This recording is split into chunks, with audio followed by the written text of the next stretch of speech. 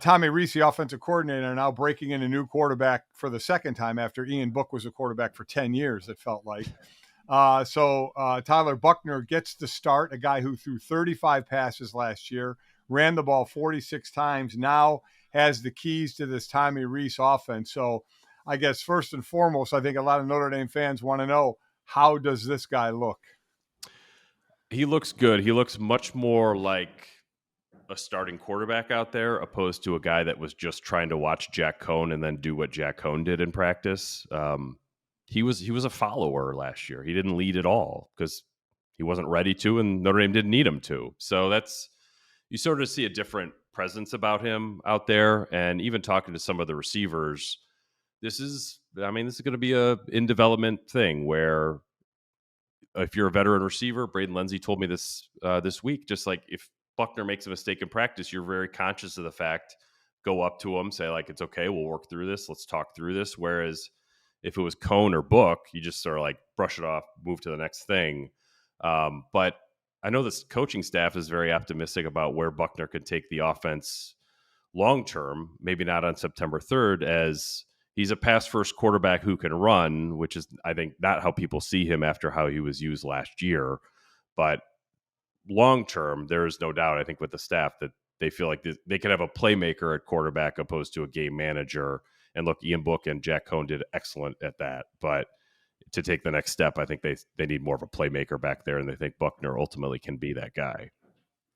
I think one of the hallmarks of the Brian Kelly era for me was that there was always a quarterback competition going into week one. It didn't seem like he really felt comfortable naming a starting quarterback this early in camp.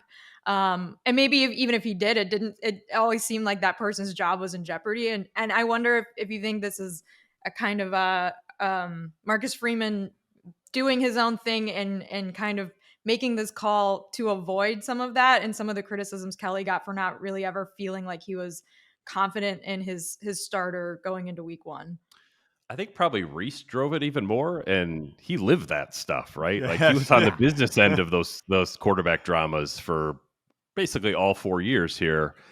You know, and Rees was quick to point out over the weekend, like Pine is going to play. There's going to be a moment where Buchner tweaks an ankle or pulls a hamstring, and he can't go. So that you want to avoid the dramas of Golson versus Zaire, Golson versus Rees, the Chris Rees stuff, the Kaisers. The Wimbush book stuff is not healthy to do that. I don't think that the fact that they named a starter this quickly is a nod to that. I think it has more to do with like the fact that everyone inside the program knows Buchner is the guy. I've had some people wonder during spring practice, why didn't they just name a starter at the end of spring? Because Buchner was that far ahead. So I think it has much more to do with Buchner than all the other stuff, but the other stuff is just, it's best to be avoided if you can.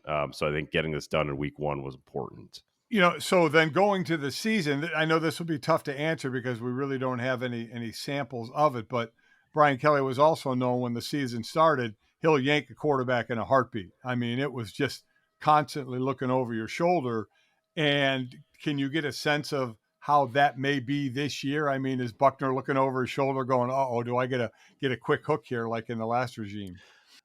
Not yet. I think Buchner would have to do something to deserve a quick hook. And I think probably you can get through Ohio State as long as he doesn't come out with kind of the deer in the headlights cliche Right. look, they'll be okay. But they, much like Marcus, I think is going to need room to grow and space to grow as a first-time head coach. You're going to have to give Buchner some space to grow as a first-year starting quarterback. So it's to ruin him, but with a quick hook. I think that they will be extra careful not to do that with him. But again, Marcus doesn't have a track record of quarterback changes. We don't really know. But I think ultimately Rees will drive that decision, and he is much more in tune with Tyler Buchner than Marcus Freeman.